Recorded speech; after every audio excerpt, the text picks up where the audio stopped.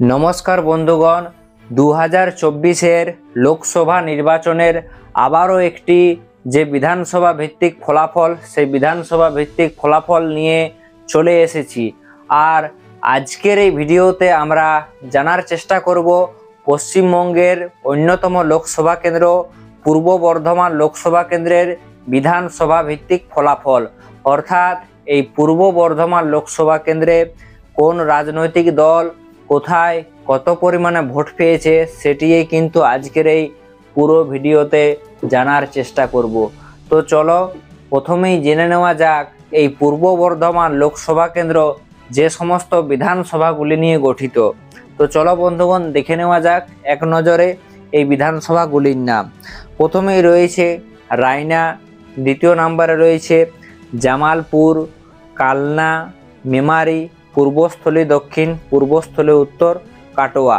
তো এই যে 7টি বিধানসভা, এই 7টি বিধানসভা নিয়ে কিন্তু আমাদের যে পূর্ব বর্ধমান লোকসভা, সেই পূর্ব বর্ধমান লোকসভা গঠিত। এরপর চলে আসা যাক এখানকার এই 2024-এর লোকসভা নির্বাচনে যারা এই পূর্ব বর্ধমান লোকসভা কেন্দ্র থেকে প্রার্থী হয়েছেন। প্রথমেই চলে আসি এখানকার তৃণমূল কংগ্রেস প্রার্থী হয়েছেন এখানে শর্মিলা সরকার, যিনি এই পূর্ব বর্ধমান লোকসভা কেন্দ্রের তৃণমূল প্রার্থী। বিজেপির প্রার্থী হয়েছেন অসীম কুমার সরকার এবং সিপিআইএমের প্রার্থী হয়েছেন নীরব খান। তো এই ছিল বন্ধুগণ এখানকার 3 যে হেভিওয়েট প্রার্থী, সেই 3 হেভিওয়েট প্রার্থীর নাম। তো চলো এরপর দেখে নেওয়া যাক এই সমস্ত প্রার্থীদের যে বিধানসভা ভিত্তিক ফলাফল, অর্থাৎ এনারা কোন বিধানসভাতে কত পরিমাণে ভোট পেয়েছেন।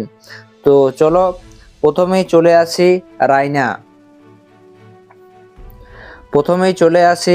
রায়না। আর রায়না বিধানসভাতে দেখতেই পাচ্ছ প্রথমে রয়েছে অসীম কুমার সরকার, যিনি এখানকার বিজেপি প্রার্থী ছিলেন। অসীম কুমার সরকার, ওনার প্রাপ্ত ভোটের সংখ্যা হচ্ছে 71,297টি।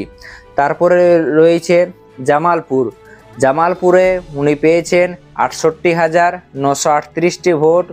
তারপরে রয়েছে কালনাতে ওনার প্রাপ্ত ভোটের সংখ্যা 84,209টি। মেমারিতে ওনার প্রাপ্ত ভোটের সংখ্যা দাঁড়িয়েছে 73,475। পূর্বস্থলী দক্ষিণে উনি পেয়েছেন 81,294টি ভোট, আর পূর্বস্থলী উত্তরে পেয়েছেন 89,374। এবং সর্বশেষে যে কাটোয়া বিধানসভা রয়েছে, সেই কাটোয়া বিধানসভাতে ওনার প্রাপ্ত ভোটের মোট সংখ্যা দাঁড়িয়েছে 89,356টি ভোট। তো এই ছিল বন্ধুগণ অসীম কুমার সরকারের যে প্রাপ্ত ভোটের সংখ্যা। তো চলো এরপর দেখে নেওয়া যাক পোস্টাল ব্যালট মিলিয়ে ওনার প্রাপ্ত ভোটের মোট সংখ্যা কত দাঁড়িয়েছে। পোস্টাল ব্যালট মিলিয়ে ওনার প্রাপ্ত ভোটের মোট সংখ্যা দাঁড়িয়েছে 5,59,730টি। তো পোস্টাল ব্যালট মিলিয়ে এখানকার বিজেপি প্রার্থীর প্রাপ্ত ভোটের মোট সংখ্যা দাঁড়িয়েছে 5,59,730টি ভোট উনি পেয়েছেন।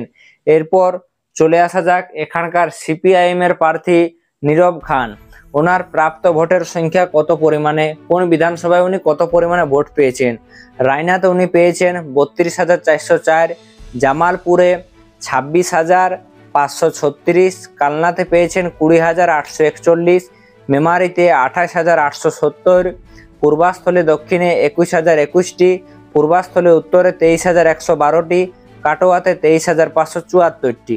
পোস্টাল ব্যালট মিলিয়ে এখানকার সিপিআইএমের প্রার্থীর প্রাপ্ত ভোটের মোট সংখ্যা দাঁড়িয়েছে 1,76,899।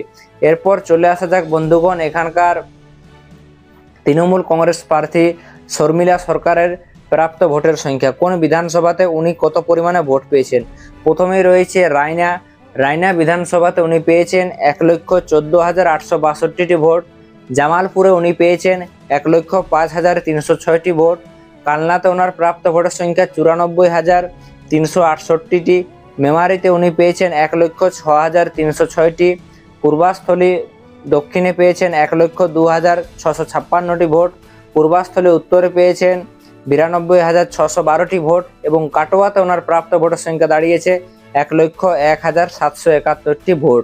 তো এই ছিল বন্ধুগণ এখানকার জয়ী প্রার্থী তৃণমূল কংগ্রেস প্রার্থী শর্মিলা সরকারের প্রাপ্ত ভোটের সংখ্যা। তো পোস্টাল ব্যালট মিলিয়ে ওনার প্রাপ্ত ভোটের মোট সংখ্যা দাঁড়িয়েছে 7,20,302টি।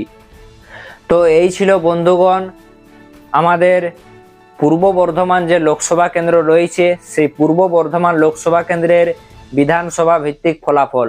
তো যদি আজকের এই ভিডিওটি তোমাদের ভালো লেগে থাকে তাহলে অবশ্যই কিন্তু বন্ধুদের মধ্যে শেয়ার করুন, লাইক করুন। আর যারা আমার চ্যানেলে এখন অবধি নতুন তারা অবশ্যই চ্যানেলটি সাবস্ক্রাইব করে আমাকে অনেক অনেক সাপোর্ট করুন। তো চলো সকলকে জোহার জানিয়ে আজকের মতো ভিডিওটি এখানেই সমাপ্ত করছি।